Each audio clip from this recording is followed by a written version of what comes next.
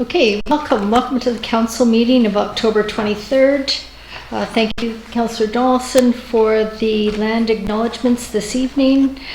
We've got an agenda before us. If I could have a motion to approve the agenda with the addition of the PINKS correspondence, that would be great. So moved. So moved by Councillor Shukin, seconded by Councillor Epp. All in favor? Opposed? Carried. Thank you. We don't have any presentations. Public participation. Should you wish to speak, please identify yourself with your name and your road. Thank you. Patty Whitehouse, Rocky Point Road. I'm pleased to see the animal control bylaw finally on the agenda.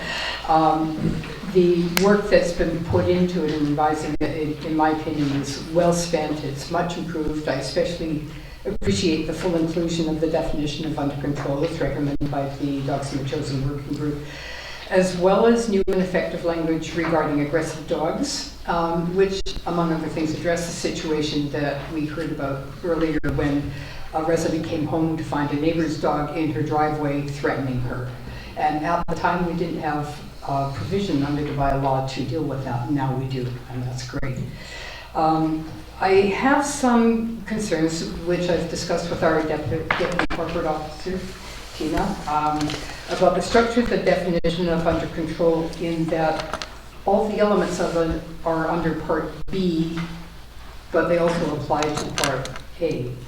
And I think that I am a bit concerned that people could think that those elements apply only to unleashed dogs when they do apply to leashed dogs as well. However, in my discussion with Tina, I understand the law will apply as it was intended, regardless of the person's misinterpretation of it, so I'm fine with that now. And that if this or any other section of the bylaw turns out to be a problem or inadequate, the bylaw can be amended. I want to express my very great appreciation to Tina for her consultation with me and the group, and the work, tremendous amount of work that she did to work with the legal counsel to make sure that we got it as best as we can. It really shows, and it's very much appreciated. And I urge council to give 3 readings to the bylaw tonight as presented, with adoption to come at the next council meeting. Thank you.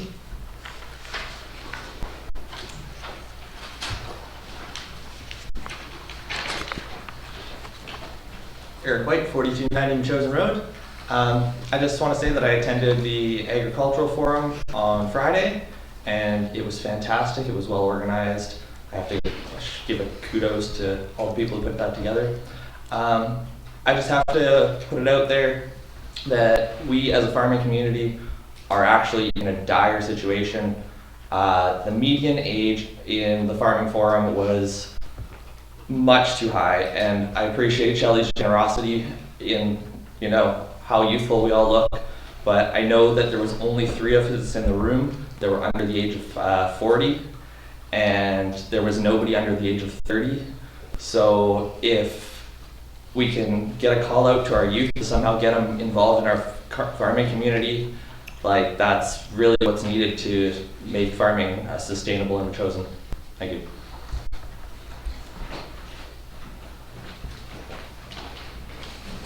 Okay. Good evening, Beth Bacon, the chosen resident. You have 2 letters for me. I won't read them. I hope you've had a look at them. What I'm responding to is the letter that was copied to Machosen from Peter Jones, Mayor of North Sandwich. And they're fighting valiantly against the rock quarry in Bamberton, which is, you know, a big threat to Sandwich Inlet. And there's been a lot in the news about it.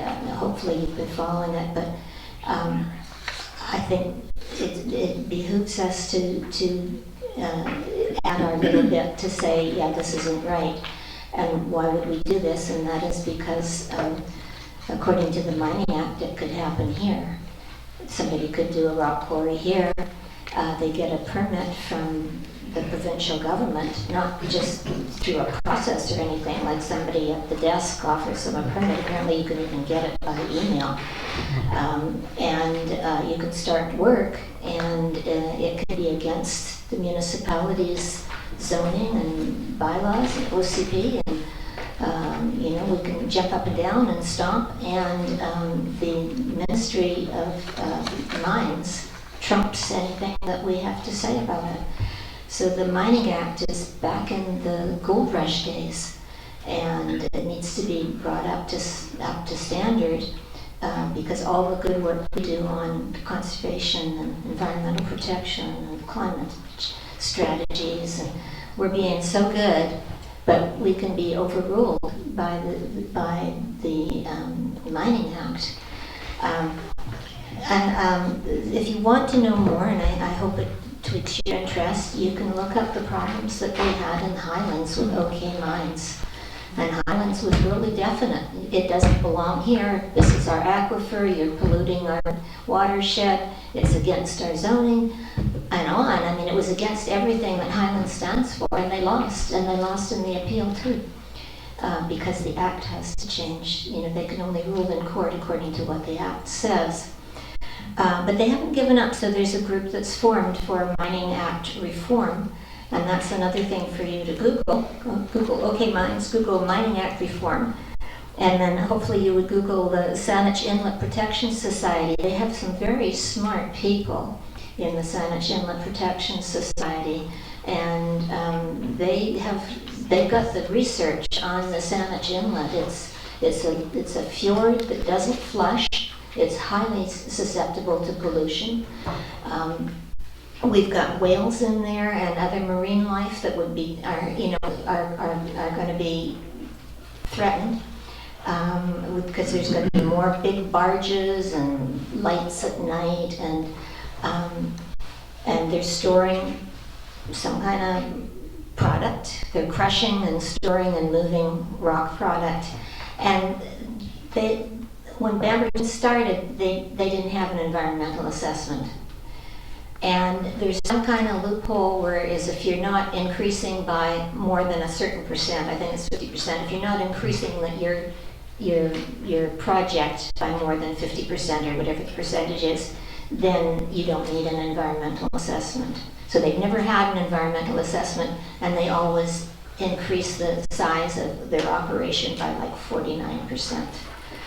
So people are up in arms about that. I hope you'll join in, and it's for protection of us, because it could happen to us just as easily as what's happened to the Highlands and what's happened to the Saanich Inlet there.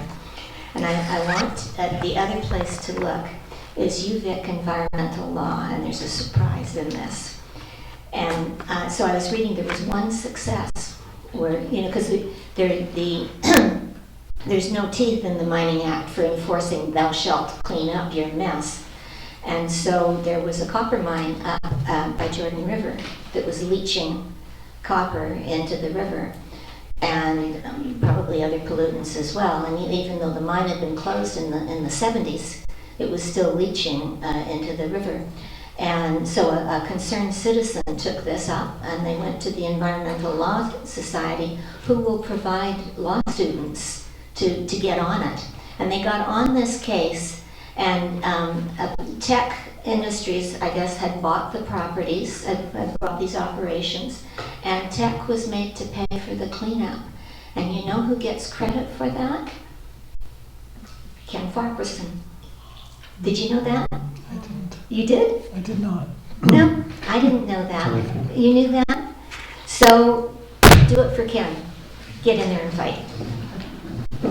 Thank you. Anybody else wish to speak this evening? Bonnie River, Neil Road.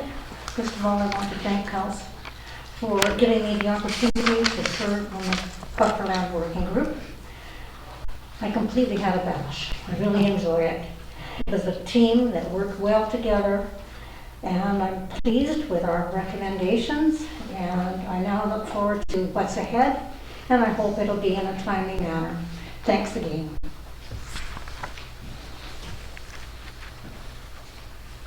Anybody else wish to speak this evening? If not, we'll move on to the council meeting adoption of minutes on page 5. This is the council meeting from September 11th. As presented, does anybody have any comments or questions? If not, I'll take a motion to adopt these minutes. I'll move to adopt. Moved by Councillor Gray, seconded by Councillor Donaldson. All in favor? Opposed? Carried. Thank you. The special council meeting on page 13. This is a special council meeting from October 5th, 2023. Adopt. Moved by Councillor Epp, seconded by Councillor Shukin. All in favor? Opposed? Carried. And then the special council meeting of October 12th on page 15. Moved by Councillor Shukin, seconded by Councillor Donaldson. All in favor? Opposed? Carried. Thank you.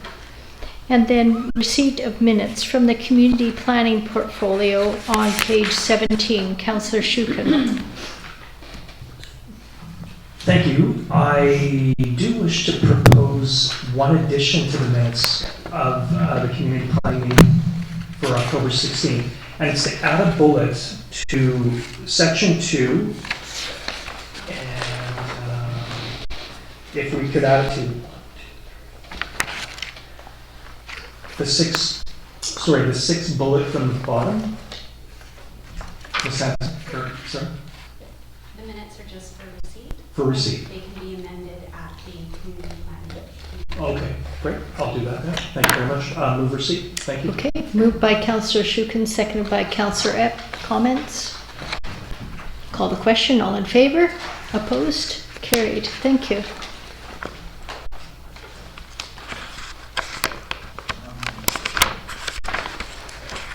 And we've got the Environment and Natural Areas Committee meeting of October 16th, page 21. Councillor Gray. Move receipt. Move by Councillor Gray, seconded by Councillor Shukin. All in favor? Opposed? Carried. Thank you. And then the Public Works and Protective Services Committee meeting of October 16th on page 25. Move receipt. Moved by Councillor Epp, seconded by Councillor Donaldson. All in favor? Opposed? Carried. Thank you. Moving on quickly to the Mayor's report. Just wanted to briefly update. I'm a commissioner on the Victoria Regional Transit Commission, where we've been in the fair review process, as well as reviewing the financial and performance report summaries for 2023-2024 for the service plan. There's two small graphs here that didn't really come out that well, but on the left is the contributions, local versus provincial, for both the conventional transit on the left and the custom transit on the right. And that was just to show you the legislated funding formulas for both. Anyways, I continue to advocate at that board for regional transit, but also an emphasis on the West Shore as well. And that's for your information. I also attended the Accessible Transportation Advisory Committee meeting. I'm not on this board, but we were asked to attend. So Mayor Ryan Windsor, who is the chair of the Regional Transit Commission, and I attended just to hear firsthand experiences of the challenges of people with mobility issues have with our transit our transit system. It was really interesting to hear from their perspective what needs to be done, and we'll take those comments back to the Commission. As Councillor Donaldson said, we were able to attend the Union of BC Municipalities Conference on September 18th to the 22nd. It was a purely exhilarating conference. It was a great time to connect with people all over the province and share similar stories. And there's many of the challenges that we face that were echoed by our municipal partners, and we did hear loud and clear the priorities of the provincial government. The three of them are housing, housing, and housing, and so that was a common theme. Maybe the fourth was the environment, but housing was definitely up there. There was a lot of sessions on housing. The governance committee that I chair at the CRD, we met on October 4th. We're just right now going through all the community needs summaries, which provide an overview of the operations, the strategic context, the servicing levels, initiatives, and the performance metrics for each of those community needs. It provides information like the staffing, the timing, and the service levels needed to fulfill the strategic priorities. We were provided with, I think, 6 of them on that day. We didn't get to the code of conduct, but that is, we were provided with that information as well as comparison with 8 other jurisdictions, and we'll be bringing that forward to the next governance committee meeting. All of council, as well as Beecher Bay Band, were invited to a Council of All forums, and this was held just last week, October 14th. It was held at the Songhees Wellness Center. It was intended to bring together the First Nations leadership and the local government leadership just for some dialogue, to build relationships and explore ways that we can work together. So I appreciated the opportunity. And lastly, we were invited, both staff and council were invited to the Eavesdrop Cafe at William Head. It was a really interesting performance by the inmates at William Head Institution. It was sort of bewildering at times, lots of laughs, and I really appreciate that the William Head Institution invited not only council but also staff to that. And I also continue to meet with the warden, the assistant warden, and the staff of the Citizens Advisory Committee almost on a monthly basis to foster the positive relationships and clear communications between the District of Metchosin and the William Head Institution. So that's it for my mayor's report. I will move on to page 35, which is business arising. And so this is business arising from the minutes to be considered at this meeting from the Community Planning Committee. Councillor Shukin, did you want to take this away? For sure. So, Mayor Little, thanks very much. I wish to move that council direct staff to bring forward a report on business license fees in relation to short-term rentals, consistency between the District of Chosen Business License Amendment Bylaw number 647 and provincial legislation and regulations regarding short-term rentals, and recommendations on enforcement around short-term rentals.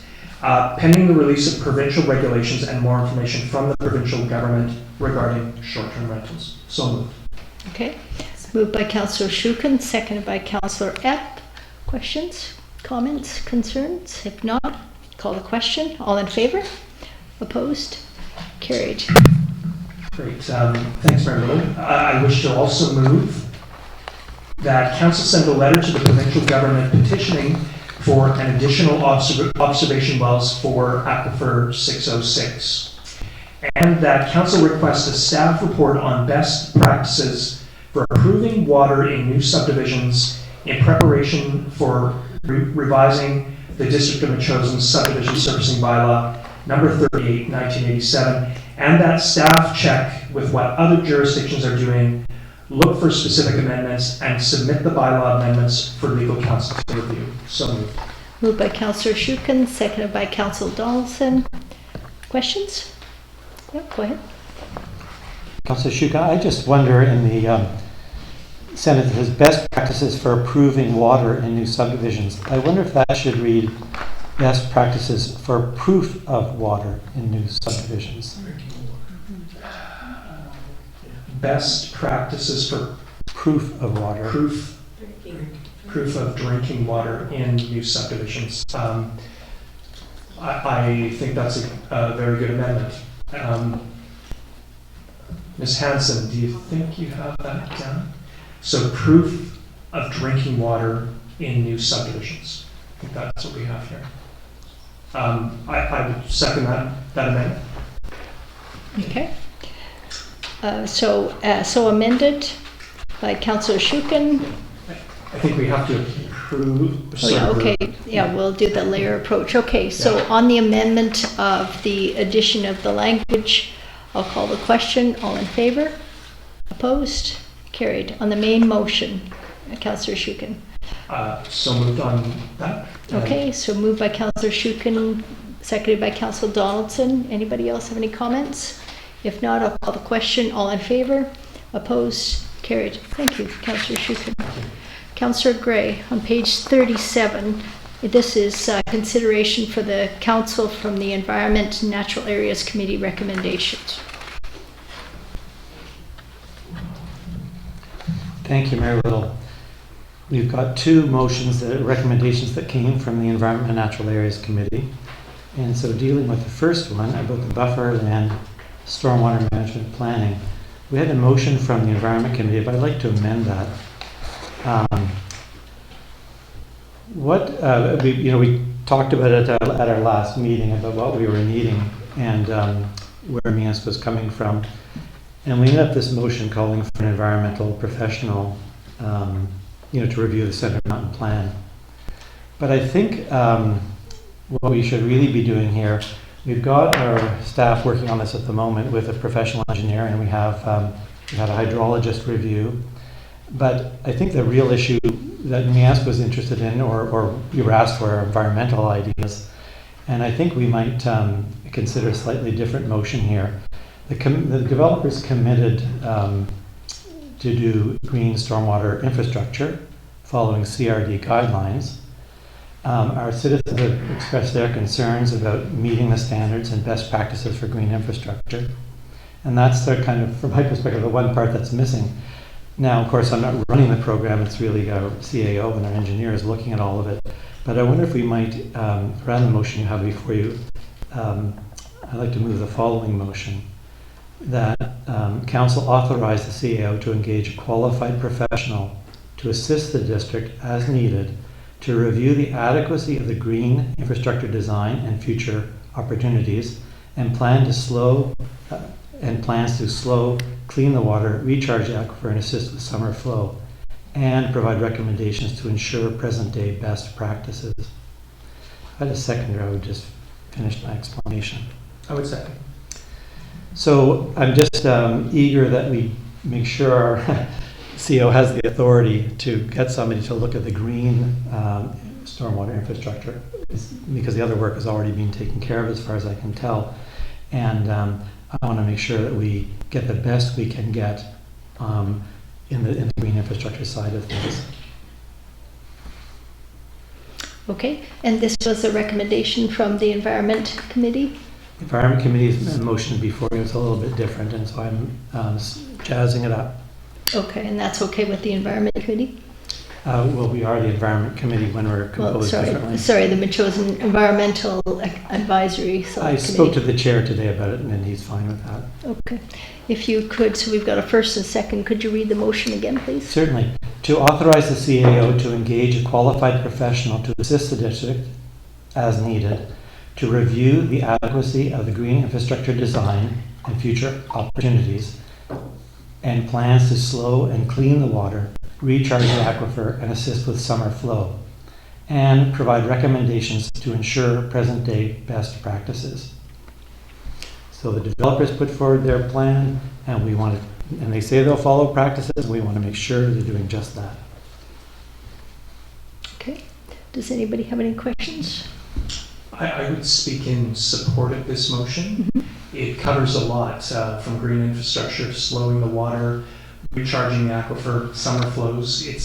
I think it's a lot of what we're after, and it does broaden the scope of the expertise that we've been seeking, and we've talked about this a few times now with the motion that we made on September 11th, and then also when we were as part of the Environment Committee as well. So I think this gives further direction in terms of who we can get and what we ask them to do.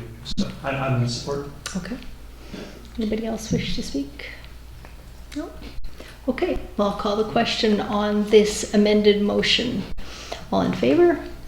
Opposed? Carried. Okay, great. Thank you. The next recommendation from the Environment and Natural Areas Committee of October 16th was that Council, and I'll move, that Council direct staff to proceed with amendments to the building bylaw as it relates to the zero carbon step code, and that staff bring forward proposed amendments for council consideration. Moved by Councillor Gray, second by Councillor Epp. All in favor? Opposed? Carried. Great. Thank you. Councillor Epp, the business for October 23rd from the October 16th meeting. Okay, the first one is on combining affordable housing with the new fire hall. And on a note by Councillor Shuka, I'm just going to remove a couple of the words funding sources from the very first sentence there, just because we don't really need it in that one. We have it in the next one where it makes more sense. So I will move that Council direct staff to incorporate housing for the fire hall feasibility study, and that staff, and that Council direct staff to communicate with relevant housing funders identified in the funding sources summary regarding the possibility of obtaining additional funding for the fire hall feasibility study. This is moved by Councillor Epp, seconded by Councillor Shuken. Discussion? Go ahead. Yeah, thank you very much. I just want to make the point that we're kind of moving down the path with the fire hall feasibility work. I'm speaking in support of the motion. But I wanted to be clear that we haven't yet decided about whether or not to proceed with the fire hall changes. So I think this makes terribly good sense looking at this big project and how it all fits together. But I didn't want a misunderstanding of anybody that here we're approving, marching forward with everything all at once. There's still lots to think about what's the best interest for Metchosin. But I'm supporting the motion.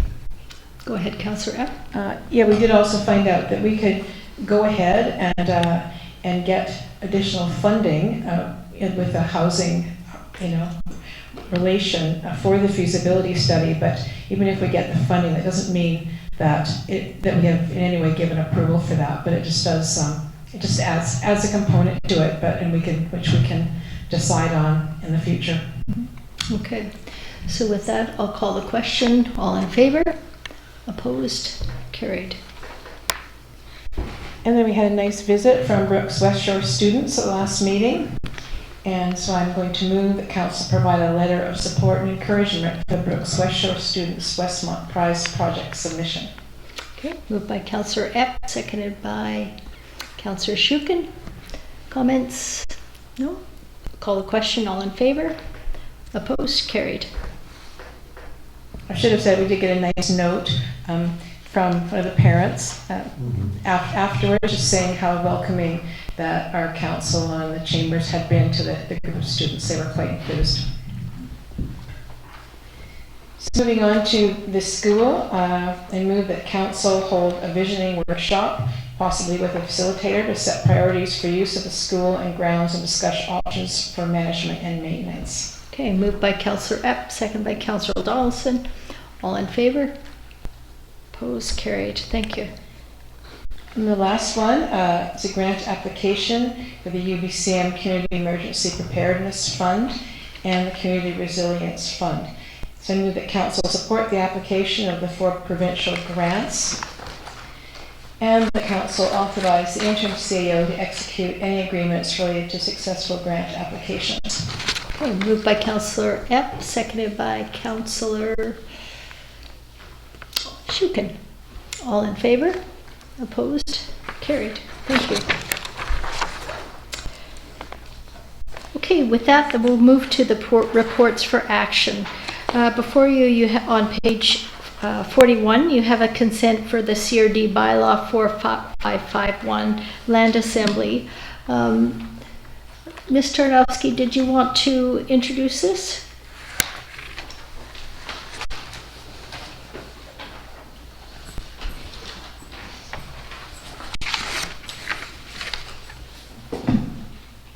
So good evening, Council. So this letter is from CRD, is just seeking approval, consent for the bylaw for CRD to add land assembly and housing and land banking to the CRD's inventory.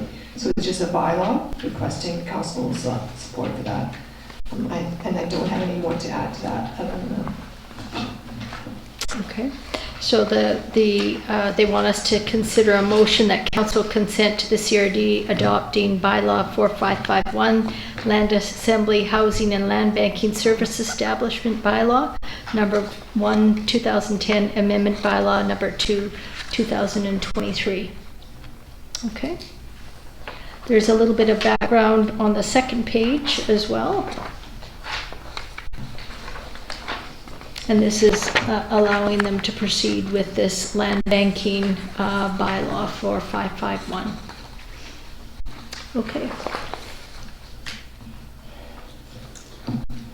Could I? Mary Lou, Yep. I noticed that the CRD has given us a suggested resolution on the bottom of page 41 if we chose to move ahead with this. Okay. So, This is this is the resolution that I just read. Councillor Epp? Yeah, like it does mention for the first amount of $11,500,000, the property taxes on the average house would go up $26. Do you know if there's any forecast for if they go ahead and borrow up to whatever it is, $85 million for this acquisition, if that would mean another increase in property taxes? I don't believe it does. I think it's the $26 per household there. I think, yeah. Mary Lou. Yeah. Oh, sorry, go ahead. I had a couple of questions. I get the idea, I think here, but has the CRD in the discussions either at the Housing Trust or at the CRD board talked about the definition of affordable? I'm concerned that the definitions often means it's unaffordable. Are we talking about below market housing? Are we talking about some other definition of affordable? Yeah, Zach DeVries, the chair of the Housing Committee, has talked about the definition of affordable housing and always bringing that up. I think they are very cognizant that what we need in the province is not necessarily more housing, but what more affordable housing. And I guess that's why they have housing initiatives and land banking in order to meet the needs of everyone in our community, especially the most vulnerable. Great, I'm thinking that's what the CRD is in business for in terms of this particular proposal, but I'm sort of looking for something more than the word affordable. Hopefully it is, there is a reference to below market housing at one point, but not the entire grant. I'm pleased to see that it's future affordable housing development along transit corridors, which I think is fundamental for the new builds, and it aligns well then with what the province has put forward in terms of the housing program and I guess the discussions at UBCM. The other question I had though is, do we know what it means on page 49, middle of the page in the conclusion, looking at scoping a rural housing program? What might that be? Whereabouts is that? Middle of the page, the paragraph begins, as part of continuing to advance efforts, and it's the second last line, to acquire and or advance affordable housing projects, scoping a rural housing program, working in partnership with the CRHD on complex care housing. I'm not sure. Okay. Ms. Tarnowski, do you understand what they mean? No, I can ask that question though. I can definitely find out. Thank you. Councillor Epp. Well, it does say on page 45 there, under the rural housing strategy, flexibility increasing, preserving and broadening the supply of affordable housing in small and rural communities, recognizing the need to approach housing solutions in rural communities with different assumptions than those used for conventional housing interventions in growing urban regions. So it's hard to say. Yeah.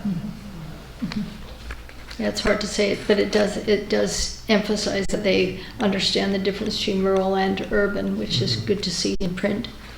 It may relate to, for example, the widespread zoning we have for affordable housing in the form of secondary suites and secondary houses. Yeah. Would fit. Great, I was just concerned it might be something more or different than that. Thank you. Okay, no other questions. I'll ask for a mover for this motion from the CRD. So moved by Councillor Donaldson, seconded by Councillor Shukin. Comments? If not, I'll call the question. All in favor? Opposed? Carried. Now, the Ministry of Municipal Affairs Complete Communities Funding Grant Application. This is on page 69.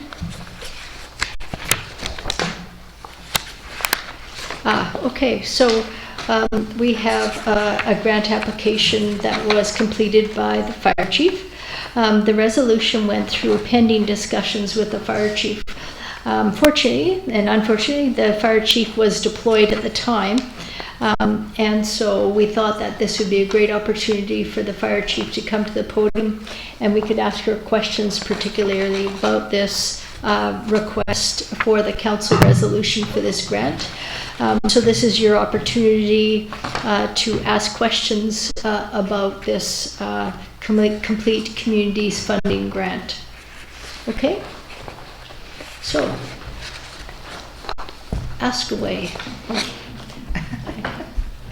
Well, I like to ask what it specifically is for. I remember this when it came forth in the summertime, and there was 4 different project streams, and we weren't really sure at that time which one we were going to consider. I think housing was one we kind of knocked off the block, but housing, transportation, daily needs, and infrastructure. So I was just wondering if how we've narrowed it down to a specific project or what. Right, so that's close. Okay. There are 4 streams: housing, transportation, daily needs, and infrastructure. And to be eligible, the project has to actually include 3 of those streams. Okay. So it would be, all of them would be ideal. If funding, you want to remove that off the table, then we could, or funding. If housing, we want to remove that off the table, then that can be, we still have the other 3 streams to work with. The intent, if I can, about the Complete Communities funding is really it's a provincial program, and they're just trying to get planning and coordination to provide that, you know, kind of that core area needs, being able to get to your needs, be able to have that infrastructure, whether that's trails, for anyone who might live in that core area. So that's really kind of what their focus is to be able to provide those access to whatever we might need for needs, rebuild that infrastructure in that area. I think they put it really well. The intent of the Complete Communities program is to support local governments and modern treaty First Nations to enhance their ability to make evidence-based land use planning decisions through assessments of their current community completeness, analysis and identification of strengths, opportunities, challenges, and potential actions that align with identified community goals and support creating more complete communities. So the intent of this initial funding request would be for an assessment, another plan. So bringing somebody in to take a look at our OCP, our existing bylaws, and make some recommendations moving forward to be part of a complete community. And so the issue of housing, this if we were to get grant money for this, it could be applied for housing in the context of housing above the fire hall, for instance. The key assessment findings, identify the strengths, the opportunities, the risks of that within the confines of the OCP, and the lack of sewers and water and everything. That could be housing in that sense. Correct. Right. Yes. And you would tie that into the infrastructure, transportation, and daily needs of all the citizens. Exactly. Okay. Yes. That's how I see it going. Again, we may not get approved for this because we are small and rural, but. Try. Councillor Shukin. Thanks, Mayor Little, through you. Chief, thanks very much. When I read through some of the requirements for this grant program, my sense was that there had to be some more specificity, like you had to have a project. And I'm not hearing so much a specific project. It's more broad. But I have one for you. So one of the things that we were looking at is in our strategic plan is a village core strategy. And I just wonder if we could orient the grant toward that. Again, I'm just throwing this out to everyone, but I think it could actually encompass the 3 of the 4, so transportation, daily needs, infrastructure, and even housing as well. And if you think about what's happened in Metchosin over the last few years, there are outstanding questions about traffic and parking, although some of those have been answered, and the fact that we can't hold big events and we can park people well. But also the place of tourism and big events in Metchosin's future, how we deal with heritage assets, the grounds, place of the fire hall as we move along. So I'm sensing that there's a focused project with the village core strategy, and the grant might be helpful to get us some resources for that. So, Really? And that to me sounds like it would really fall into the scope of the grant. yeah, I think it would. Yeah. Councillor Gray, then Councillor Donaldson. Yes, I've spoken about this grant before when we looked at it, and I think I'm less and less interested in applying for it. There's many grants out there, but I'm not convinced that Metchosin wants to be a complete community.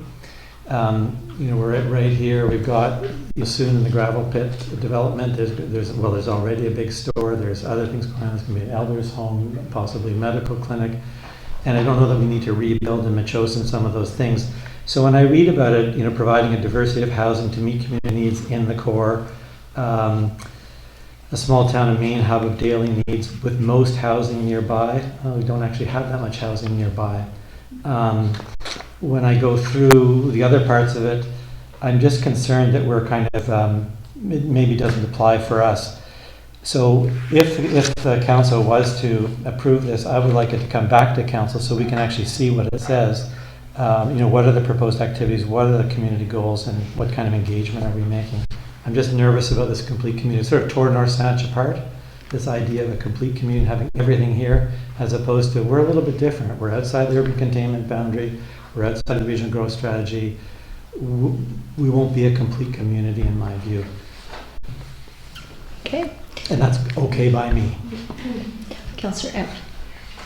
When I was looking at it, of course, immediately thought of connectivity and thinking about something that might be put toward like a decent cycling lane going from our village core into Royal Bay, where there is going to be, a lot of facilities, the grocery store, liquor store, and eventually the health center and the care center as well. So I thought that that is something that covers daily needs, infrastructure, and transportation.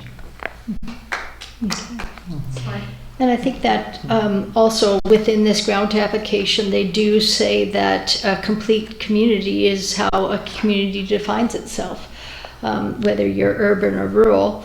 And they even note here that within a small town, a town center might be the main hub of the daily activities with most housing nearby. But I think Councillor Shukin's idea of concentrating on the village core and connectivity, since transportation is one of the pillars, I think it's a great idea to apply for as much funding. We will only do projects that serve us well, serve our strategic plan and serve our communities. We're not going to be doing anything that the community doesn't want. And in order for us to do projects, increasingly I'm reminding that we need money for that. So I applaud you for chasing this grant. 150,000 can go a long way. Councillor Donaldson. So these are all really good points, and like Councillor Epp, I had thought about the connecting with another community.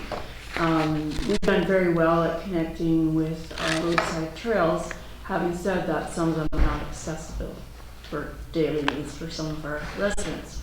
I'm not as supportive with the housing if we're already just past a feasibility study with the fire hall kind of housing there. So it seems to me it would be doubling up on grant money. And as I spoke back in July about this, I'm very cognizant of not taking grant money away from other small communities that could use it. But if we could, we already have spoken numerous times of what our needs are, and yeah, the connectivity throughout our community. I know it's costing us with roadside trails, but maybe there's some other things we need to think about, offsetting some of those costs, but certainly connecting with Royal Bay. Not so much down Happy Valley yet, but yeah, there's some things to think about for sure for connecting. You're also eligible is creating new positions within the municipality for a staff member to carry out existing position responsibilities, which I thought was really great as well. So just to be clear too, this would be the initial planning document only. Right. There's no actual Infrastructure. work, that's being done. This would be a This would be the planning. Yes. That's why a new position could be created to help facilitate that. Yeah. Okay. Any other comments? Okay. Go ahead. Do we need a motion to move ahead? Well, we've already got a motion that let's see what page was this on? Page 69. So we've already got the motion on page 67 that was already moved and carried. This was pending discussions with the fire chief, and we've also authorized the mayor and the corporate officer to execute any agreements. So we're fulfilling our obligations for that under that resolution. I think that's all we need is a discussion, right, Ms. Hanson? You don't need another resolution, or do you want another one? I think you should, yeah. Get another one? Resolution. Okay. So the resolution on page 67, could we reaffirm that? Go ahead, Councillor. I move that council support $150,000 grant application for the local government complete communities grant program using the three lenses of transportation, daily needs, and infrastructure, pending discussions with the period. We'll end there. And authorize the mayor and corporate officer to execute any agreements related to a successful grant application. And do we want to include housing in that because of the latest information we received on affordable were to apply it at the fire hall? I would support that myself because we're looking at it again. It doesn't commit us to it, but I think it might help us to understand what we could do with housing in the village core. Is that okay with you? Okay, sure, we can include housing in that, Ms. Hanson. Okay. I would second the motion. Okay. Okay. Councillor Gray? I just want to speak to that. The reason we left housing off the last time, we had a pretty good discussion about it, I thought, and said we're not putting housing in because we don't agree with, or well, I put forward the idea that a complete community described here is not particularly what the people of Metchosin are looking for. We've seen tons of grants coming through our process here, and look at all of them. It doesn't mean we need to apply for everything. I just don't want to get us on the track to put down these things that we turn around and get to the end and we say, gee, we really didn't want to do that. We spent a lot of time and money looking at something. Mm-hmm. So I'm not interested in that, adding housing. We've got another group looking at housing on the fire hall already. I do appreciate what Councillor Epp has put forward, which is a transportation corridor between us and a neighboring community. But that would require maybe changing the words complete community to something a bit different. Complete community along with our neighboring communities. Okay. I will point out that was before we had the presentation on the fire hall. And so it would be nice to be able to get funding from somewhere regarding that needs assessment.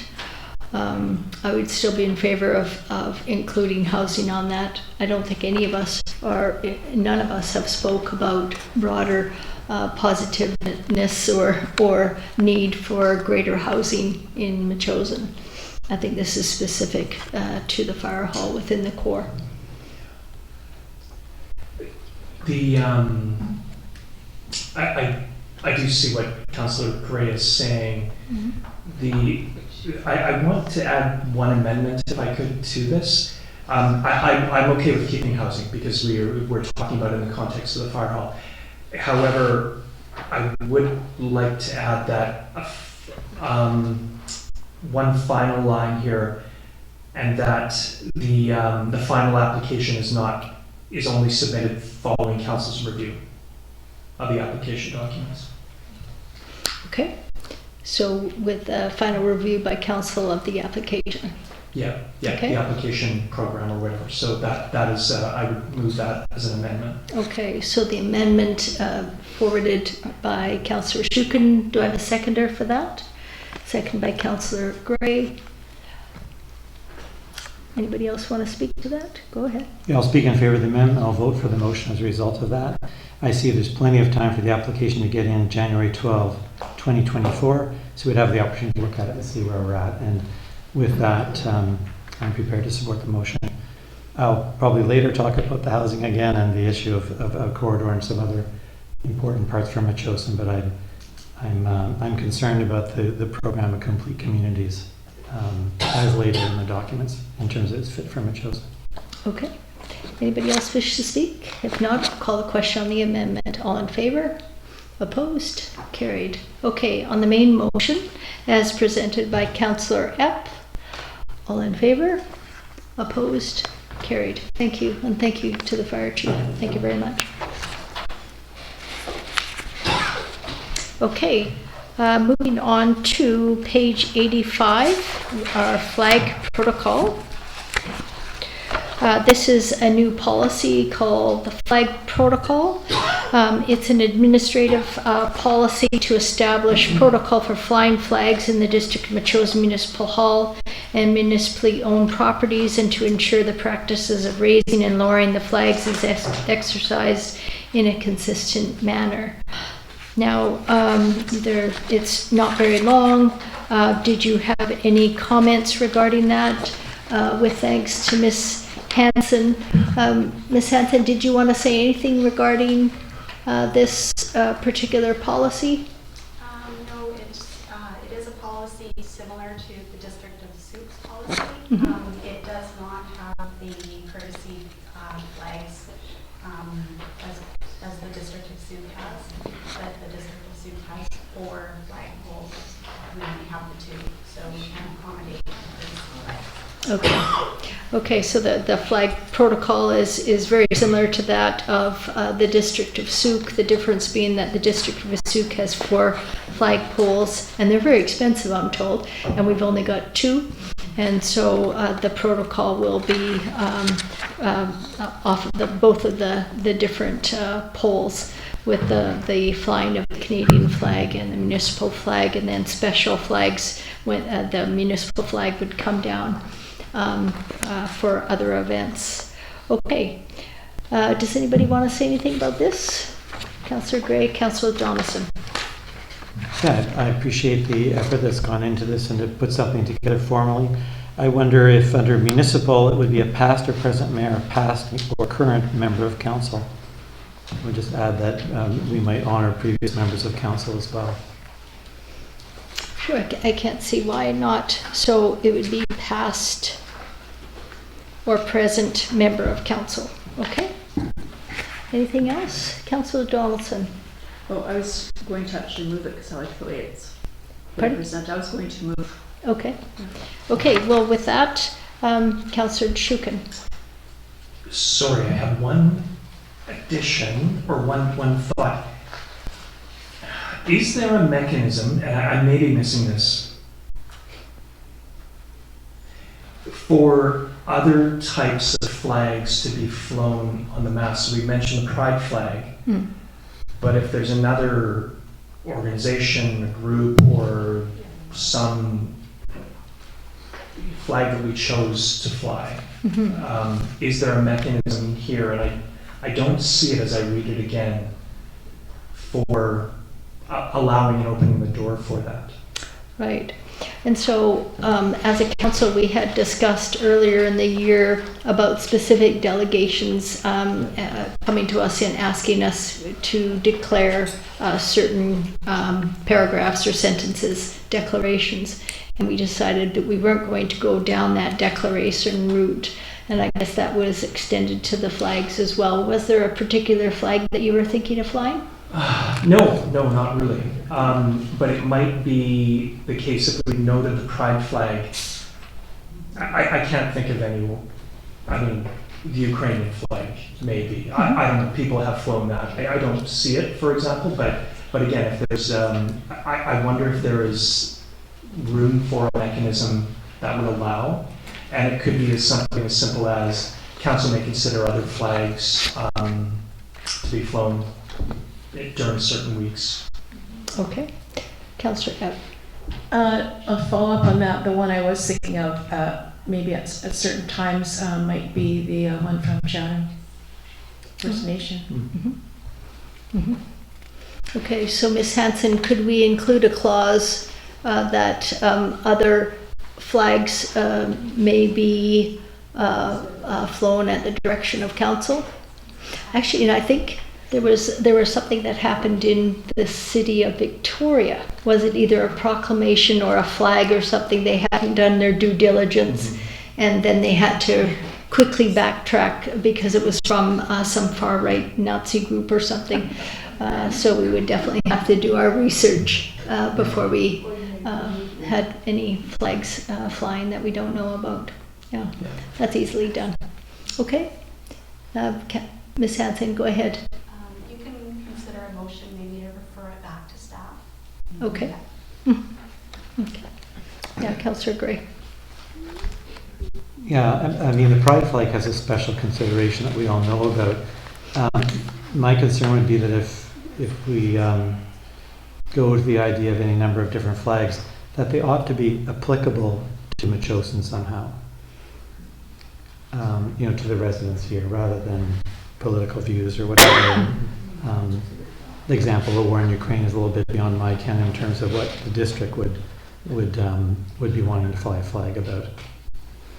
We do fly the flag of the Legion. I know in November, different members of the Legion come here and help put the Legion flag up for a week. That's the only flags that I can remember that we've flown. Yeah. And I would agree that there are not too many flags that I would give thought to, and the Ukrainian flag is probably not one of them. But it just strikes me in terms of the policy and just its viability. It strikes me that there should be a door open for another flag. Okay, so could I have a motion then from you to refer this back to staff for discussion regarding additional flags? So moved. Moved by Councillor Shukin, seconded by Councillor Epp. Yeah, go ahead. And maybe in that process we could add then the Legion's flag. If it's regularly flown here, it should be included in the policy. It is in there. I don't see it in the policy. Say it again, Ms. Hanson. Yeah, it's Remembrance Day. Remembrance Day. Remembrance Day says if the flags will be flown at half-mast from sunset on the following occasions. It does not say that the Legion will have a flag here. Right. Okay. Okay. So we'll refer that back to staff. So I'll call the question. All in favor? Opposed? Carried. Thank you.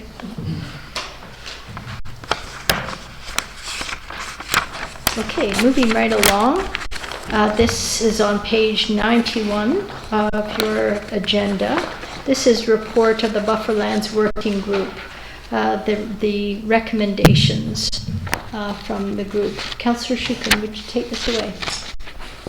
Thank you very much, Mary Little, and I'm very pleased to provide and discuss the Bufferland Working Group recommendations report that was submitted for this meeting. And in doing so, we met the requirements set out in the terms of reference way back in, I think it was March, that we started off with appointing 7 community members who turned out to be a wonderful team in terms of setting the or fulfilling the mandate, which was to look at identifying and evaluating options for the bufferland in keeping with the concept of this being a green space buffer. And so I just want to note right off the bat, several of the members are in the room tonight. So Bailey Spiteri, Brian Grant, Richard Simpson, Bonnie Boover, and Gary Smurfoot as well. And there were 2 others, Anna Hall and Karen Hoffman, who are not here tonight, but also Shelley Donaldson and myself. So what you have before you is a report on our considerations, which were informed by community members and also some of the earlier efforts that we had. So the consideration by the NEAS and PTAS, and also the survey that was sent out in August of 2022, I believe. So all of that has been worked through the minds of 9 people and put down in this report. The report itself is fairly lengthy, longer than I thought it was going to be. Originally, we thought we might get to 10 pages, but it's now 40. But we begin with the vision statement that we worked on. I want to take my hats off to Brian Grant for both Brian Grant and Bailey for being the authors of that. We next do a summary of the recommendations, our observations and assumptions. There were a number of limitations that we had with this process. We was working with a group of people who were insightful, thoughtful, but not experts in terms of developing parkland. Although we did have somebody who's actually pretty seasoned in terms of biophysical assessments and whatnot. And the discussion of the recommendations, and there's one alternative as well that we want to talk about as well. So, and also within the report are some of the considerations that community members brought before us. So what we've brought to council for consideration, and I do have an action that I want to recommend to council tonight. We put forward a 4-phase process that will essentially work toward having the buffer as an ecological protected zone. And the question might be asked is, how are you going to get to that goal? So first of all, the idea is to rezone to park or an ecological designation that offers protections for this area. With that, we want to further refine the long-term vision. Key pillars we're getting there would be managing access, identifying allowed activities, monitoring the buffer land, enforcement of the zoning provisions that are in there, the development of partnerships that support environmental biodiversity and stewardship resource, and ensuring that we have adequate budget and resourcing targets. And we've identified and spelled out recommendations in a little bit more detail within the report. Step 1 in this process, or phase 1, is for council to gauge its support for effectively resourcing a park management plan that again supports the buffer as a protective ecological zone. And what I would propose as an action going forward is that council receive the reports, but that I'm not sure tonight is a great place to talk about and get into in-depth conversation about the report and the recommendations. But we go back to the planning committee where we can have we can reserve and carve out some space during one of the planning committees to have that deeper discussion, particularly about phase 1, which is our support for effectively resourcing a park management plan. So I'll just close off here. We do identify one alternative. If we decide we cannot manage this as a park that works itself toward an ecological protected zone, that we do consider an option of selling to a third party. The key thing that the group pointed out and is behind all of its recommendations is that if Metchosin owns this land, it must be prepared to care for it, and that will take some budget. Hard to say how much, but that is one of the core elements. So, and I'll just leave that to council. Okay, so you're wanting us to receive this for information. Do you not want us to move forward on phase 1 tonight in terms of discussing effectively resourcing a park management plan, or do you don't want to discuss that? You'd rather do that at the planning committee? That would be my sense. Mm-hmm. We've just in terms of our own stamina and attention right now, we've already been meeting since 4:30, and I'm just wondering if it would be good to. The other thing, of course, that we can do is once we've had more discussion, we can develop our thoughts about what might go back to staff for further consideration and recommendation. Mm-hmm. So The one thing I wouldn't want to do tonight is just bring this back to staff. We've given them a lot, and I think they're really busy. I'd like, if we're going to do something along those lines, be really focused in terms of what we ask staff to look deeper at. Okay. One thing that I'm aware of, when we rezoned Blaney Park, Blaney Trail to Blaney Park, is we needed to pay for the survey of that. Has there been a recent survey of the buffer lands, or if we're considering at all park designation, that will be a must? If to petition the province, we'll need to have it surveyed. Now, I do not know the answer to that question, but I'm suspecting with the boundary adjustment that occurred in 2017, there probably is a pretty detailed survey. Mhm. I don't know that for sure. Okay, so perhaps we could find that out. Yeah, okay.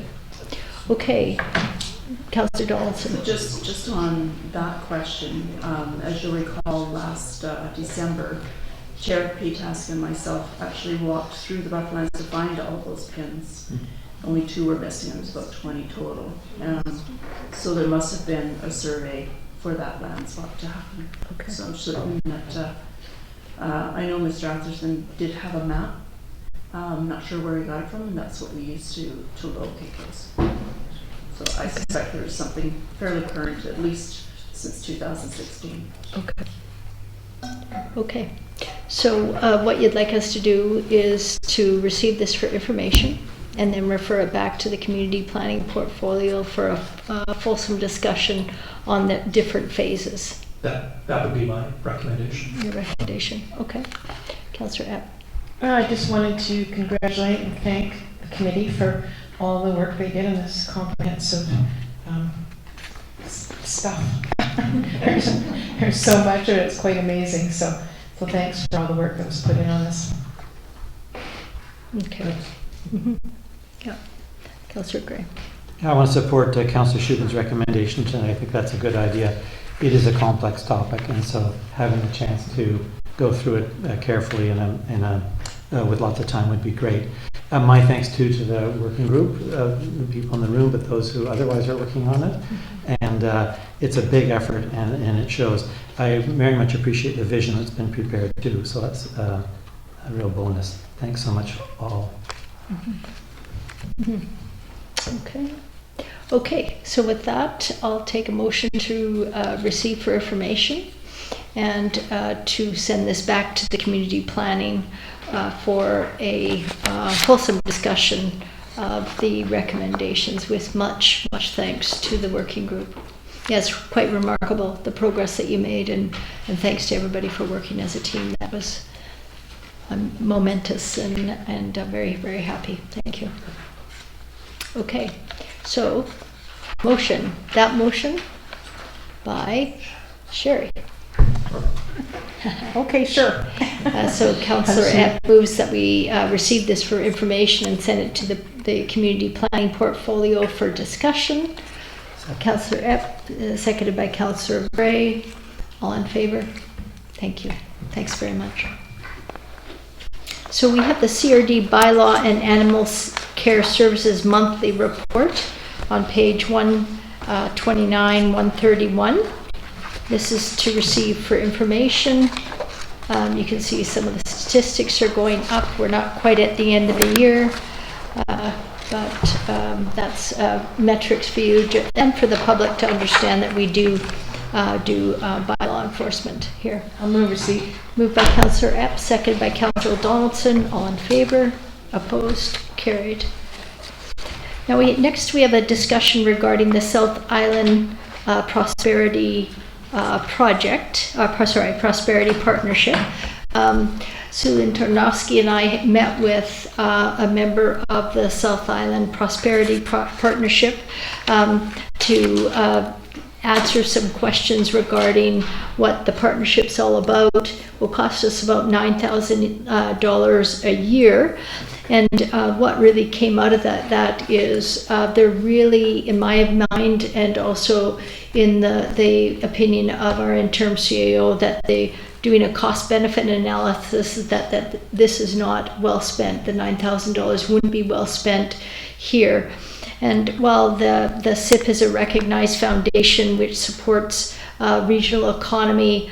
I think this more applies for tourism centers, large urban centers that are focused on job creation, workforce development, and business associations. So I would not recommend that we spend $9,172. Ms. Tarnowski, did you want to say anything to that effect, or anything else for that matter? Your opinion on the SIP membership? It's just that I concur with your recommendation. I too had a difficult time to get solid data to justify it's a investment. It's almost $10,000. That's to be subjected to 2.5% as of now, 2.5% annually. Again, I agree with me a little. I just couldn't justify in my mind that for the investment. So.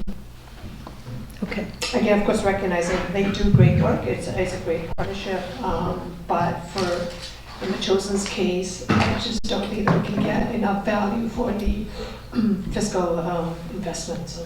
Okay, thank you. I concur. Would you like a motion to receive? Sure. Motion to receive, thank you. Moved by Councillor Gray, second by Councillor Shukin. Anybody else wish to speak? If not, okay, go ahead.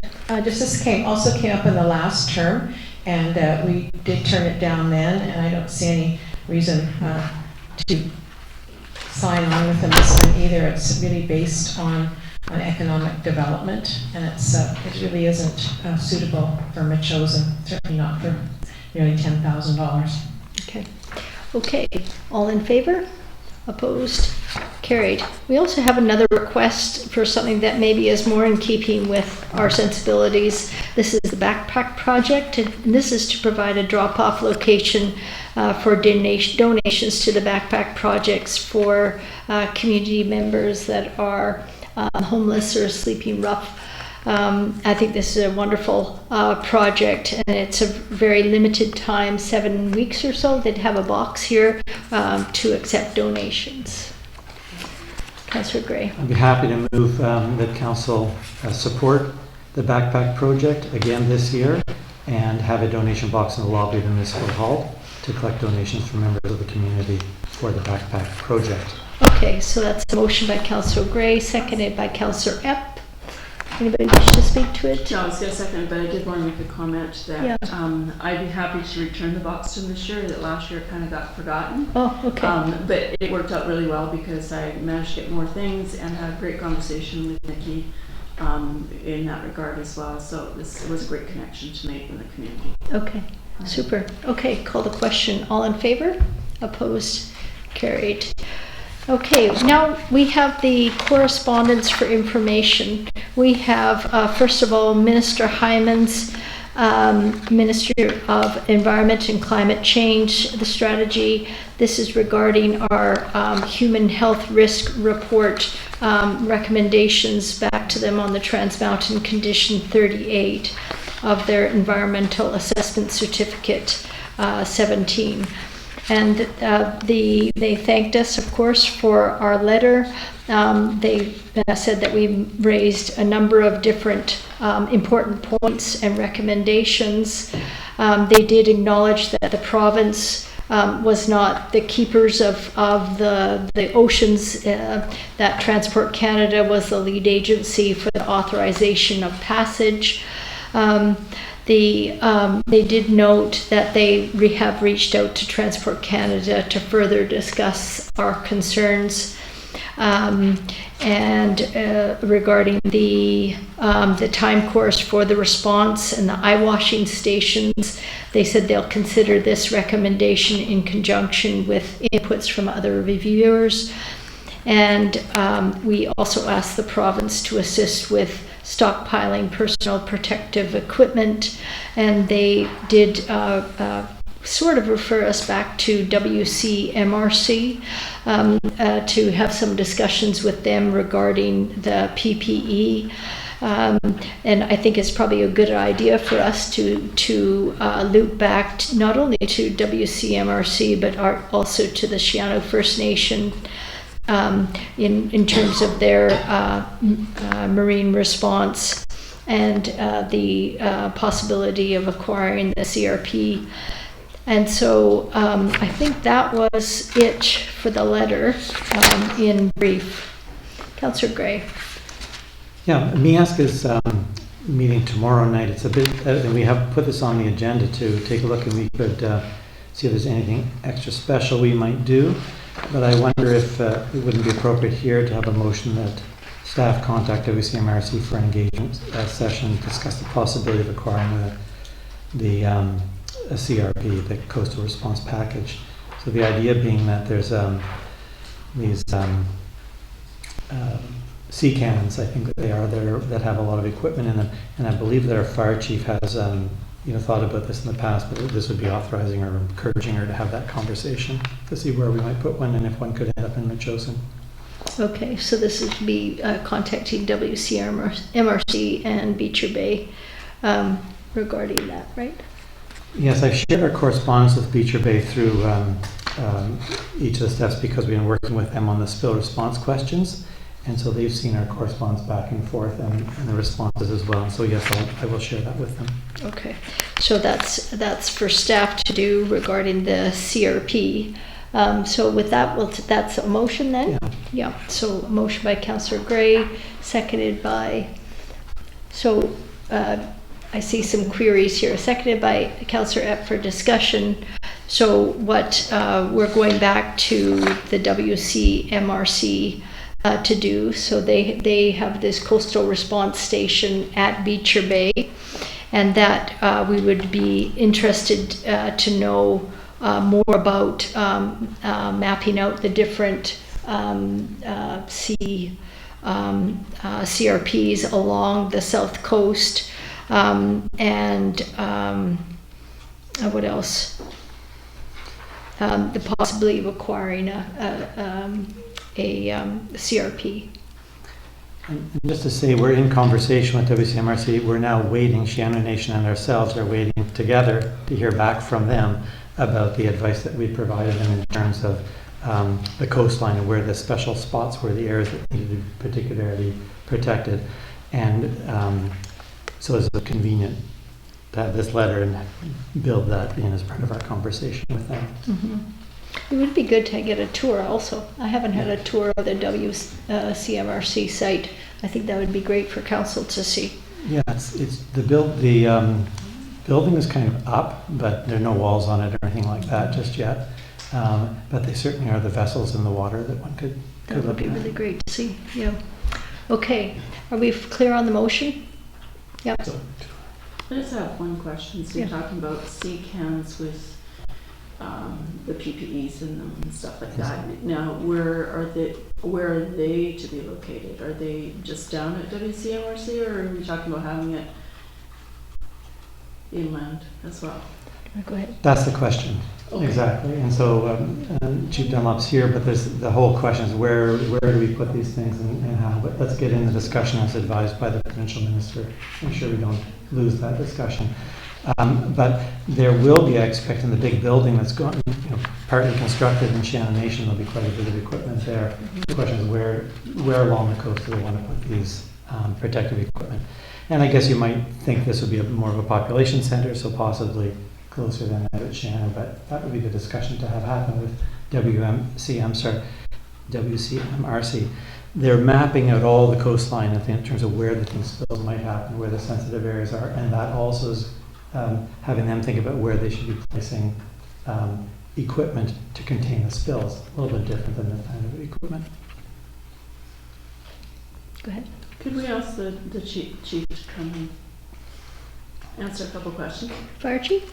Sure.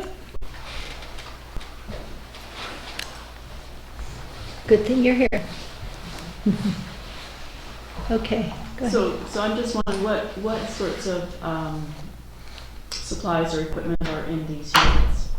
Typically, I haven't seen one in several years, so I'm not 100% sure what's in the WCMRC containers, but typically it's booms and oil response or spill response for shoreline or ocean response. Right. So respectively, also there is one out at Albert Head, and there is also one at Header Bay. Okay. And Yeah. Okay, so that's what I thought, because thinking about how these ships actually can get, well, they're not coming in necessarily to get them, but trying to get the equipment to whoever is taking it out there. But I was wondering if there was anything inland that we were talking about as well. So it's just for what's going out on the water. Okay, that's all I need then. Okay. And I'm a little out of date. I think when we met them, they were still trying to decide. So if they've decided that, I guess Minister Hayman's a little bit behind the time. Yeah, I'm not sure that discussion there. I just know that I've seen the ones, physically seen the ones at Pedder Bay, and they've got all the boats and everything there. They also have a full boat. They have a small setup at Pedder Bay. So they also have along with Chianu and their team, have a response plan for the entire area, which I think is what Councillor Gray is referring to as to the imminent spots to get to first, and that response plan for what would be best and for the concerns here along our shoreline. Okay, Okay, great. go Thank ahead. you. Any other? Yeah, so when we were meeting, they were talking about where she would put these things in consideration on the maps, but they haven't returned yet with the maps, so that's what made me think we were still. And they may be partly putting more through. up there too, it's hard to say. Okay. Okay. Okay, thank you. Okay, so actually we do have a motion on the table. This is to reach out to the WCMRC. That was moved by Councillor Gray, seconded by Councillor Epp, regarding more information on the CRPs. Anything else? I think it's okay if we proceed with the motion as we've got, and then we'll just discover all the state of play today and make sure that we've got what we need in terms of discussion with the WCMRC, what they think we need. Mm-hmm. Okay, I'll call the question. All in favor? Opposed? Carried. Everybody's getting tired, so just stay with us here. I'll love to see about organizing a tour, Mary Little. That'd be good. Yeah. That'd be really great, especially the docks. That would be really great. And then, actually, maybe we should ask staff to do that, Councillor Gray. That would That's be more what I was gonna appropriate. do. Yeah, we'll ask staff to do that. Thank you. Okay, so we have good news on page 151. This is a description of a grant that we've been awarded, $10,000. Thank you to the fire chief for the fire hall design and planning. Adds to our $40,000 ticket item on the fire hall feasibility study. So, say that again. Okay, and thank you to the interim CAO as well. Yes, thank you both for that. So I don't think we, let's see, this is correspondence for information. And then we have a letter this is from Mitzi Dean regarding acknowledging that October is the Foster Family Month in British Columbia. And of course, we want to thank the caregivers for their efforts to create safe and supportive havens and homes for some of our most vulnerable citizens, many of them that live in Metchosin. We ask that this letter potentially be placed on our website just so everybody can see the correspondence. And I would ask the District of Metchosin Council to support Foster Family Month with much gratitude to the caregivers. Okay, so with that, I'll take a motion to post this on our website. So, Moved by Councillor Shukin, seconded by Councillor Donaldson. All in favor? Opposed? Carried. Thank you. And then, okay, coming up to page 155. This is 155, 157. This is correspondence from Mayor Peter Jones in North Saanich regarding advocacy for the protection of the Saanich Inlet. There's more to come on this. This is a letter to Peter Jones, or Mayor Jones, and to George Heyman, Minister Heyman. And I did speak to Mayor Jones on the weekend. They are actively pursuing this. They will be providing a brief to all of the partners and everybody in the area with more information on their dismay that this Baberton Quarry expansion has gone through. And I agree with our community members. I think we should support North Saanich in advocating for the protection of the Saanich Inlet. It doesn't affect our shores immediately, like right now, but it will in the future if that is polluted. So I'll accept a motion to receive these two pieces of correspondence, but we'll address them when they come back and ask for a specific ask. But I think it's really important for us to be engaged and informed about this. Okay, so go ahead. Sorry, just a motion to receive right now. Oh yeah, I forgot. Motion to receive by Councillor Shukin. Sure. Thank you. Seconded by Councillor Donaldson. All in favor? Opposed? Go ahead. Thanks, Mary Lou. Just two comments from Ms. Bacon earlier today. I think there's two questions here. One is the question of the environmental assessment for this project, but then there's the other one about the potential of the Mines Act and how it could apply to a local government. And that's a deeper issue. Interestingly, I think we all saw that there's a ADICC has come with its, giving us a heads up about resolutions for next year. I don't know enough about, the Mines Act and how it applies or doesn't apply to us. But the one thing that, again, Ms. Bacon says is we probably don't want OK Industries happening in Machosen. So I think it would be interesting to do a little bit more work in understanding how it could be amended and even rallying some support for that. So perhaps you could have a conversation with some of the councillors from Highlands, since they are fresh off of a battle, and maybe you could get some advice and we could have a joint resolution to ADICC. What do you think? I will do that, yeah. Okay. And there's some fun reading too with the two court cases that were mentioned earlier. Absolutely. Okay. Good. Thank you. Okay, we have a letter on page 159 from, it's from the town of Royal on behalf of council. This is a letter that was sent to the CRD Board of Directors. They're asking for the trail to be widened and lighting to be provided on an extended portion.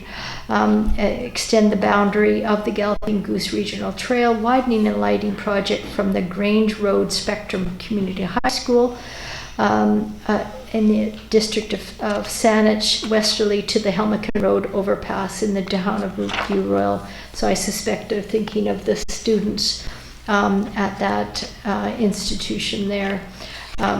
And this is to receive for information. That's all I can see. I move receipt. Yeah, so it moved by Councillor Gray, seconded by Councillor Donaldson. Any other comments? No? All in favor? Opposed? Carried. Okay, we have permissive tax exemptions for the Heritage Tax Exemption Bylaw 688 and the General Tax Exemption Bylaw 689. And so if you will turn to Bylaw 688, this is to exempt protected heritage property from taxation. I'd like to do first, second, and third reading this evening if possible. Okay? Councillor yes? I think. Oh, sorry. I forgot. I'm sorry. Sulin. Ms. Tarnowski, could you introduce this? Given three readings, so we're looking at adoption of this. So you gave 3 readings back in September. Okay. So this is just the final stage, which is to adopt the bylaw. Okay, so it's adopt both bylaws. Both bylaws. That's Okay. correct. Yeah. Sorry about that. You didn't tell me that. I forgot. Okay, go ahead. Are you adopting them separately? Yes. Thank you. Yeah. Do you want to move that adoption? I move that we adopt the Heritage Tax Exemption Bylaw 2023 number 688 at third reading. Correct? We've already done first, just adopting it in general, since we've already done first, second, and third. Okay, so moved by Councillor Donaldson, seconded by Councillor Epp. All in favor? Opposed? Carried. Do you want to move 689 as well? No, I'd actually like to recuse myself, Okay. as there are members of my family that are involved in one of the organizations that's requesting exemption. Okay, you can go ahead. I too will recuse myself as I'm a trustee of the Metchosin Hall Society. Okay, so it's up to the three of us. We have the night for ourselves here. Go ahead. I'll move council adopt Heritage Tax Exemption Bylaw 2023, bylaw number 289, 689. or the General Tax Exemption Bylaw number 689, sorry. Second. So moved by Councillor Epp, seconded by Councillor Shukin. Any discussion? No? All in favor? Opposed? Carried. Okay.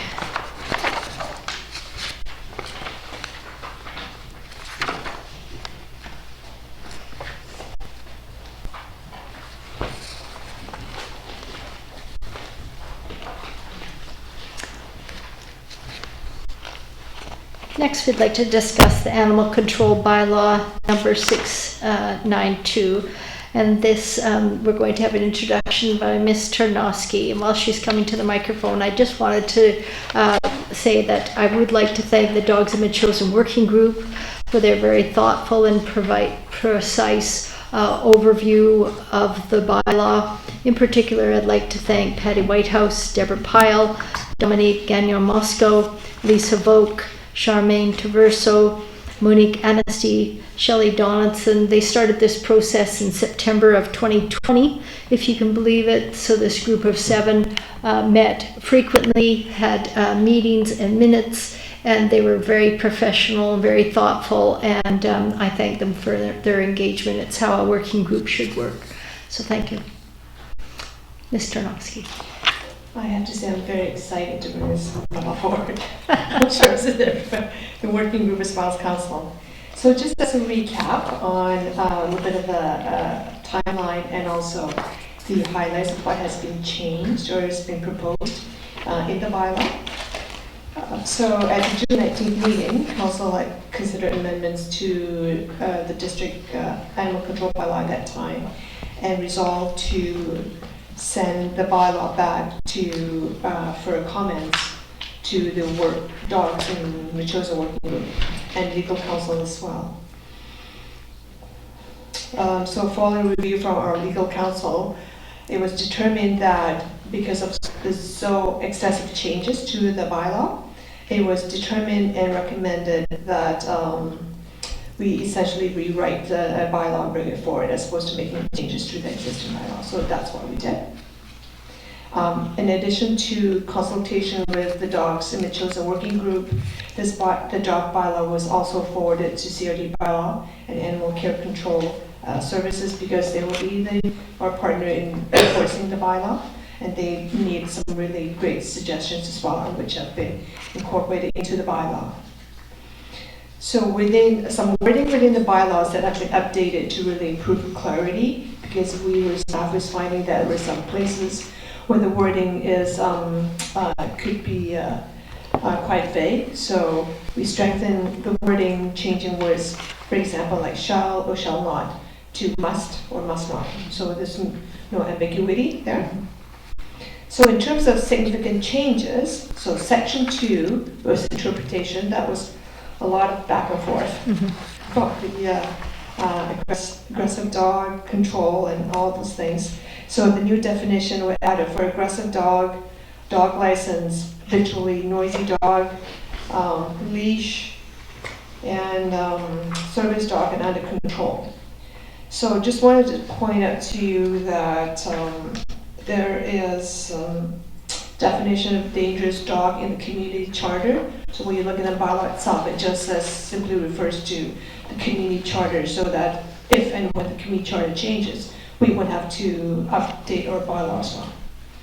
So in a quick snapshot, a dangerous dog means that the dog has killed or caused serious injury to a person or a domestic animal. So it doesn't matter where that action happened, whether in public space or while on private property. So that's irrelevant. It's just the fact the action has happened.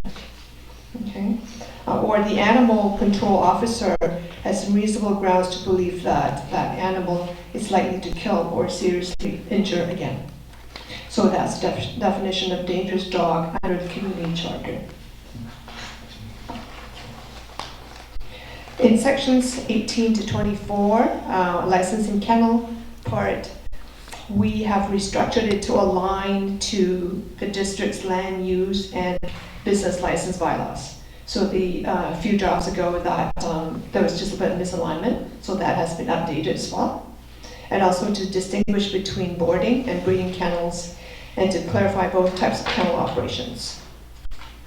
Sections 25 to 37 speaks to the owner and handler responsibilities. So new provision of included, which includes the keeping of aggressive and dangerous dogs. That's from the recommendation by CRD Animal Control Bylaw, Animal Control. Section 38, enforcement. This section has been expanded to reflect the powers for seizure under Section 48 of the Community Charter, and also includes provisions for the animal control officer to designate a dog as aggressive or dangerous. Compensation, which is Section 9 of the existing bylaw. So the provision for compensation has been removed because legal counsel has confirmed that there's no authority or statutes for providing compensation for the municipality to provide compensation.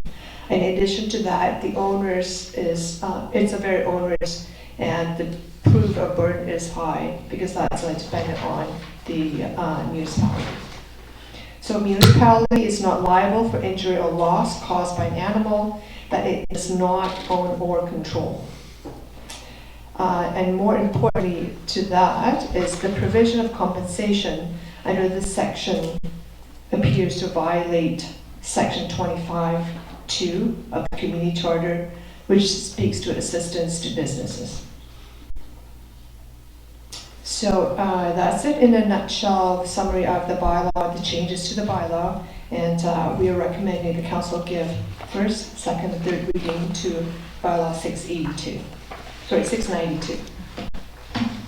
Okay, thank you. Thank you very much. Councillor Shuka. Mayor Little, a question to Ms. Tarnowski for you. Ms. Tarnowski, what happens to bylaws 676 and 421? Are they repealed? Are they superseded? Are those current bylaws? Yes, exactly. Yeah, 421 has the compensation and 676 was the previous. So those will be repealed. Okay. Yeah, so we're adopting the whole thing, 692. That's the bylaw. Okay. Okay. Do you want to do the first, second, and third reading? Go ahead. Sorry. Thank you. My head was turned this way. Yeah. I know. That council give first, second, and third reading to Animal Control Bylaw 2023, number 692. Moved by Councillor Donaldson, seconded by I think. Councillor Abb. I think, One yeah. at a time. Do they have to be separate? I thought they did. We go through the process of. They have to be each. separate. All right. That council give first reading to the Animal Control Bylaw 2023, number 692. Seconded by Councillor Epp. All in favor? Opposed? Carried. That council give second reading to the Animal Control Bylaw 2023, number 692. Moved by Councillor Donaldson, seconded by Councillor Epp. All in favor? And that council give third reading to the Animal Control Bylaw 2023, number 692. Moved by Councillor Donaldson, seconded by Councillor Epp. All in favor? Opposed? Carried. Thank you.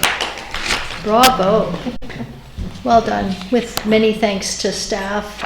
All of our staff have been involved, and they're so glad to be finished with this, and to the Dogs That Were Chosen working group. Thank you very much. Okay. And with that, we've just got, there's no other business. We do have time for a couple of questions if it's warranted at this time. If not, I'll take a motion to adjourn. Does anybody want to ask questions? No. Okay. With that, I'll take a motion to adjourn. Moved by Councillor Epp, seconded by Councillor Shukin. All in favor, opposed, carried. Thank you very much, everybody.